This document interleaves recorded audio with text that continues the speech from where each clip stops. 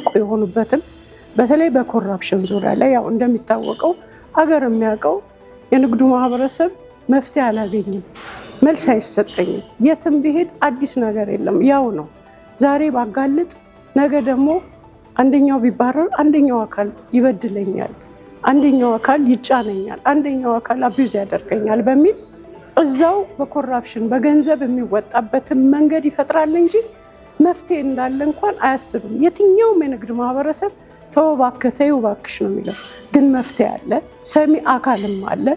አንደኛው ባይሰማ አንደኛው አካል ይሰማል፣ አንደኛው ባይሰማ ደግሞ የበላይ አካል ይሰማል። እና ዛሬ እንደውም ወደ 200 የሚሆን የገቢ መስሪያ ቤት ሰራተኞች እርምጃ የተወሰደባቸው እንዳሉ ኢቭን ከመስተንግዶ ጀምሮ በስርዓቱ ያላስተናገዱም ጭምር እርምጃ እንደተወሰደ በቅርብ ሰምታችኋል።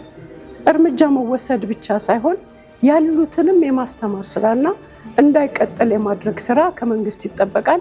እኛም ደግሞ እንደ ንግድ ማህበረሰብና እንደ ነጋዴ ተወካይ የንግዱ ማህበረሰብ ህጋዊ ተአማኒ ለንግዱ ለህብረተሰቡ በትክክለኛ መንገድ የሚያቀርብ ንጹህ ምግብ ንጹህ ነገር ይዞ የሚቀርብና በተመጣጣኝ ዋጋ ነግዶ እንዲያተርፍ የማድረግም ስራ የማስተማር ስራ እንሰራለን።